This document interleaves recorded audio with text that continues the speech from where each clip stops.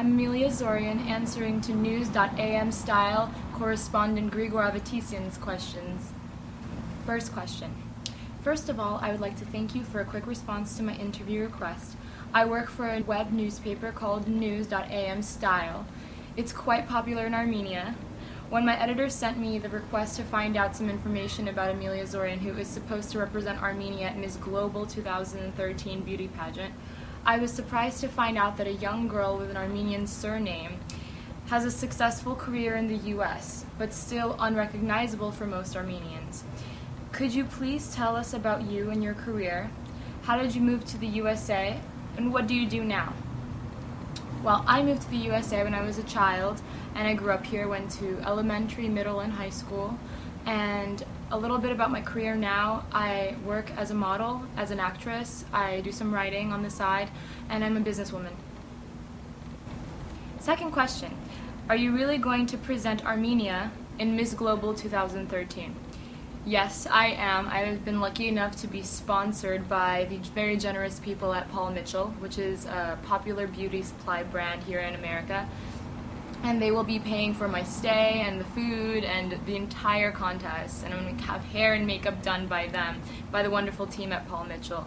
So I'm very excited to represent Armenia in Miss Global 2013. And if you're interested in tickets, you can go to www.missglobal.com, and there will be a number you can call to purchase tickets so you can come out and support. Number 3, what do you know about Armenia and Armenians? Do you follow the news or keep in touch with some people living in Armenia? Other than having some friends here in Hollywood that are Armenian, I have always been raised around our culture, and I've always danced Armenian dances, eaten Armenian food. But I would have to say, when I first really, truly learned about Armenia and its culture is at UCLA. I studied economics there, and it's a wonderful program because they allowed me to also expand my studies to anything I'm interested in personally. For example, I studied astronomy, Russian culture, and Armenian culture. I also studied psychology, film. So when I was there at UCLA, I took a course from a professor named Peter Cowie, who is a genius. He's a professor of Armenian studies at UCLA. He's written many, many books about Armenian culture and history. Some of the works he's published include the Armenian manuscript and Cambridge University. And with his guidance, I learned very much about Armenian culture and history, including the Armenian epic poem, the Sasuntsi David, and Odanyan's Comrade Panchuni, Zabel Asadur's The Bride, essays by Komitas, and Rafi's The Fool, and many, many, many more. We learned a lot about both culture and history. And I feel blessed to have had the opportunity to immerse myself in the culture of my people, and especially under the guidance and supervision of someone as brilliant as Mr. Cowie. Which leads me to my next question, number 4. Have you ever been to Armenia since you moved to the U.S., and do you plan any visits? Unfortunately, I haven't been back since I was a child, but after seeing pictures, reading the history, and knowing the beauty and the rich culture that is back home, it's a big dream of mine to go and visit the relics and the churches and the ruins and see it all for myself, because I'm sure it's much more beautiful in person. Question 5. How do you find the right balance between ballet, acting in films and commercials, and also spending time with family and friends? And I know that you're running your own business, selling electronics on Amazon. That must be quite hectic, isn't it? My answer to that question is yes, it is quite hectic, as is my life since the minute I was born. I think that all of my life I've always found myself juggling minimum 10 interests at the same time, and I think that comes a lot from my family, because my mother was always taking me to classes, art, dance, singing, and so I was never really forced to choose one thing. And so I grew up in a really artistic environment, and although school was also very important to me, I enjoyed sports and art and film and many different things. And so the one thing that helps me in my hectic life is my planner. I have to write everything down in my planner everything that I have to do. I wake up and I look at my planner and I see what I have to do that day. If I didn't do that, then everything would fall apart and I would forget everything. So that helps a lot. Question number 6. Is it difficult to grow up in America as a child, teenager, and now actress who is trying to find her place in Hollywood? I wouldn't say that it's difficult to grow up in America, but because it's a wonderful country full of freedoms and liberties, it is quite difficult to grow up in Hollywood because it is important to stay grounded when there are so many things distracting you from what's important in life. And there are challenges that my parents tried to instill in me, a groundness, so that I'm not absorbed into the mass consumerism that is Hollywood. And so you have to make sure that you connect with your spirituality with things like taking a walk or yoga or whatever it is that helps people connect to what's inside rather than to everything that distracts you, all the superficial things, which are sometimes fun. But it's important to know who you are. Question number 7. In one of your interviews, you said you had a lot of struggles in life. Was it connected anyhow with immigration to the U.S.? I think that I have this in common with most families who immigrated to the U.S., no matter what country you come from. As soon as you get here, there is a language barrier. We weren't lucky enough to learn English before we had gotten here, so there was that struggle. I was very young, and I was the first in my family to learn the language. So when it came time to go to different departments, like immigration departments, and fill out paperwork, my family relied on me to come in and translate for them. And as a child, it was a lot of pressure because you need to make sure you're not making any mistakes and you feel responsible. It's as if you're taking care of people that always used to take care of you. And do I feel like it was a burden? Do I regret it? No, because I feel like it made me who I am and it made me strong, so that now when I face challenges, it's easier for me to overcome them rather than to shy away from them. I think sometimes I even seek out challenges purposefully. Question number 8. You used to say that you have a very strict Armenian family. Has anything changed since moving to the USA?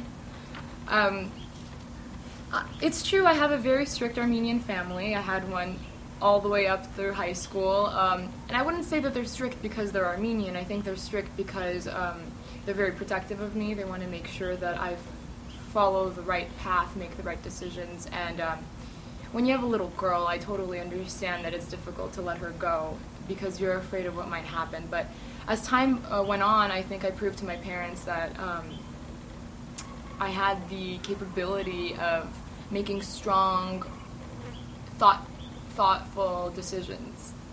Or at least that's what it feels like, because as soon as I proved myself in that sense, I felt freedom, and they let me go out and make the right choices and even live. For my first year of college at university, I even lived on campus, which is very rare in the Armenian community. And so it was really beautiful when I finally got my first taste of freedom and independence here in America. Question number 9. Let us speak about Conrad Jackson's Falling Overnight film, where you played Chloe Webb, a young photographer who was helping a young guy called Elliot on the day before his scheduled surgery to remove a brain tumor. What did the film mean to you, and did the plot affect you anyhow?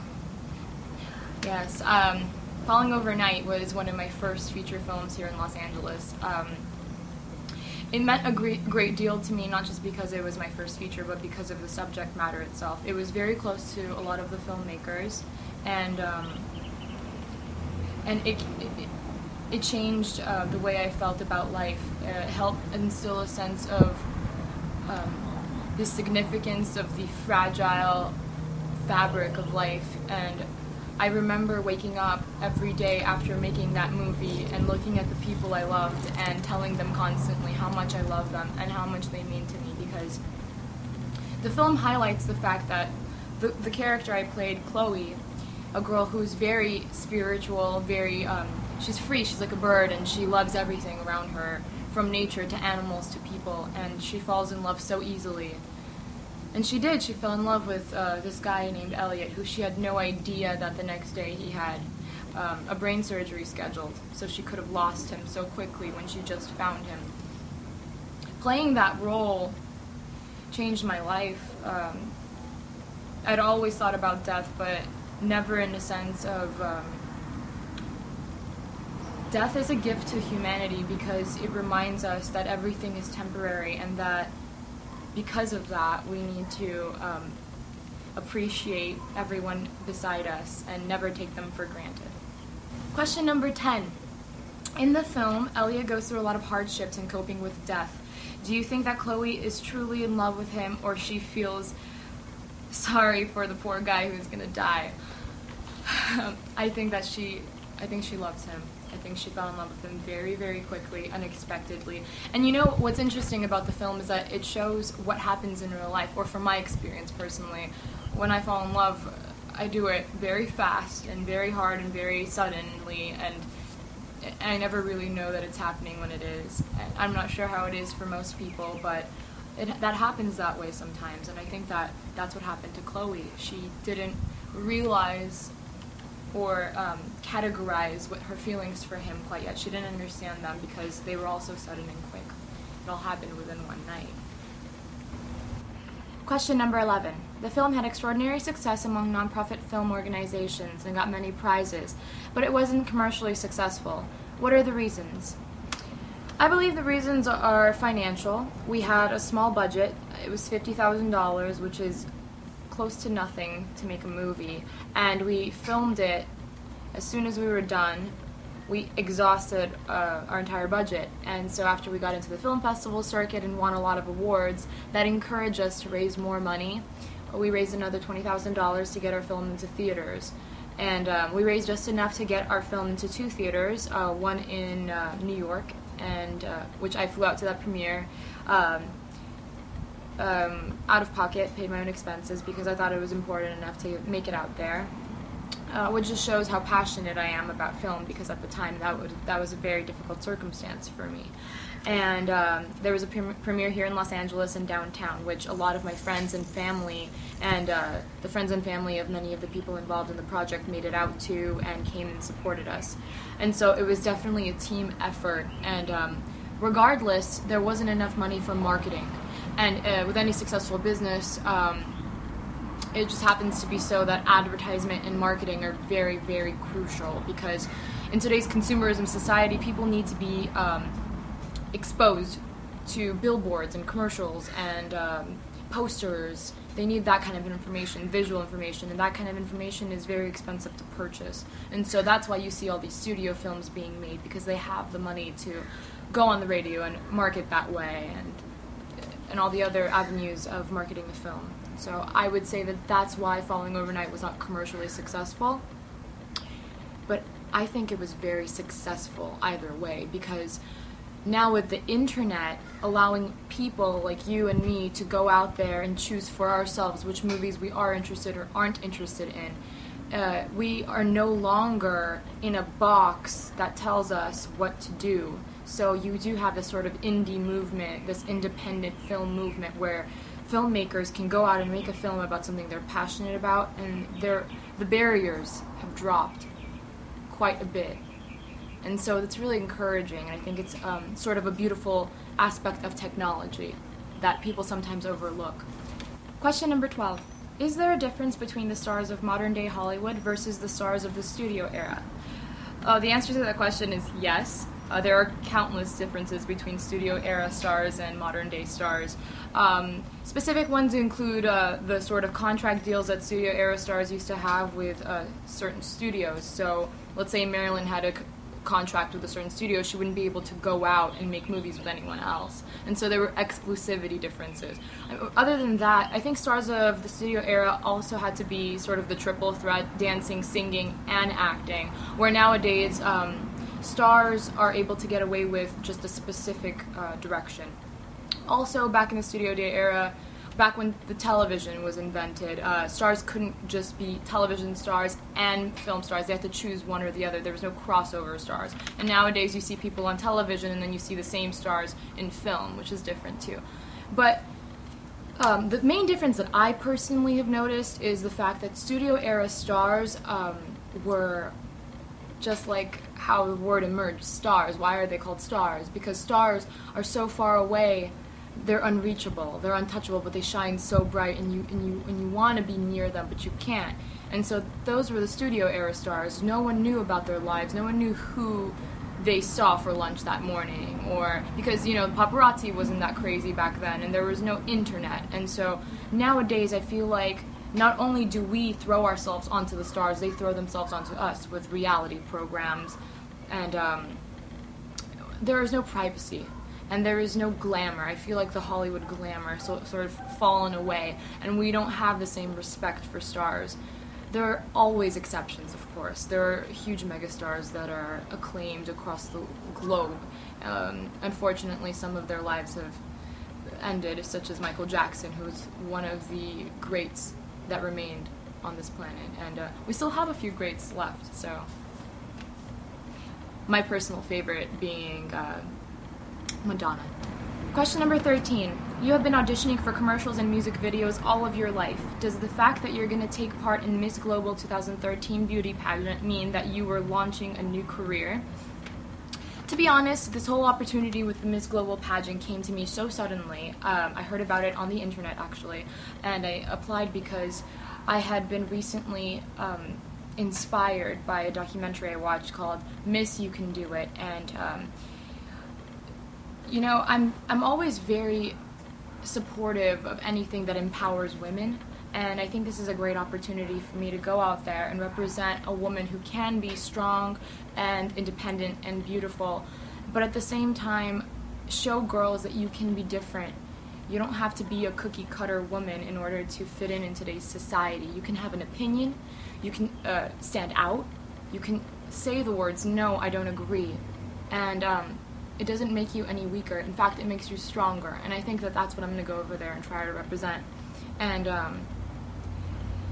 represent a woman who's natural and who doesn't change herself to make other people happy. I've always been forced to sort of mold myself into the Hollywood norm, and with the help of strong role models such as my grandmother and my mother, I've realized that I don't have to change anything about myself, that I don't have to go and become plastic in order to feel good about my outer image. And so that's the message I'd like to share at Miss Global. And lastly, question number 14. Many young girls dream to live in Los Angeles and conquer Hollywood. Is it really worth it? What is the reality behind the Hollywood dream? I'm gonna let you in a little secret. I didn't have the Hollywood dream until I was an adult. I didn't have it as a little girl. I was way too focused on learning English and going to school, but once I finally settled down and realized that my life was okay, I opened my eyes and I saw where I lived. And I realized as an adult that I'm in Hollywood, and this is a wonderful opportunity to go after something that I've been passionate about for a long time and I didn't even realize. And so I was lucky enough to live here. I already had my roots planted in Hollywood, and then I went after the Hollywood dream. Once I had already lived my life, pretty much, and gotten my education and spent time with my family, so I was already established and grounded. And so I get really scared when young children are moved here by their parents and forced to go into those rooms to audition, and there's a lot of financial hardships that come along with that. So I would have to say that before you do make the move to come here and to play in this gamble that we call the Hollywood dream, when really it's more like the Las Vegas dream, it's gambling, it truly is. There's a lot of rejection, there's a lot of memorization, and you have to have a strong sense of yourself before you come to Los Angeles, because it's hard work, and so you have to make sure that you need it, you want it so much, more than air, more than food, that this is what you need to do with your life. And that's why you come to Los Angeles, because that's the only thing that's going to make it worth it. Otherwise, you're going to come here and be miserable. Trust me. Было очень приятно отвечать на ваши вопросы. Я надеюсь, что вы рады, что я представляю вашу страну. Шнора галуцун, Ев. Хаджа гуцун.